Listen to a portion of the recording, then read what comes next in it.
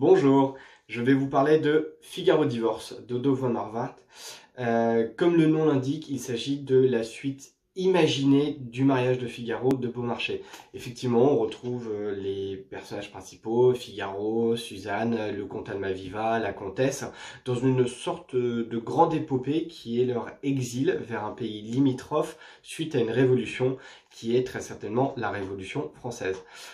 C'est à travers ce péril plein de rebondissements et de péripéties qu'on va observer le changement structurant de leur mode de vie et leur statut. Vous avez d'un côté les valets qui vont s'embourgeoiser et les nobles qui vont tomber dans une sorte de décadence totale. Et c'est ce changement de vie qui va avoir raison du couple Figaro-Suzanne qui vont devoir se séparer. Von Horvath dessine des personnages qui sont très hauts en couleur. Évidemment, on a un Figaro qui est très malin, rusé comme un renard, profondément égoïste, mais qui n'en demeure pas moins touchant.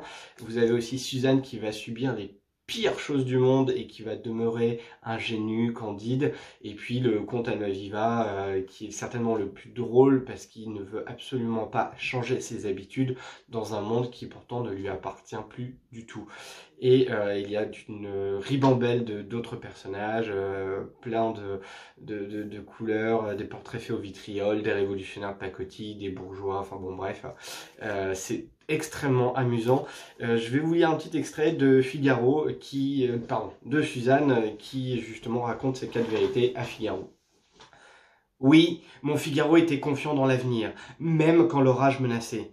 Il courait à la fenêtre quand la foudre tombait. Alors que toi, tu ne sors pas sans parapluie, même s'il n'y a que des petits nuages.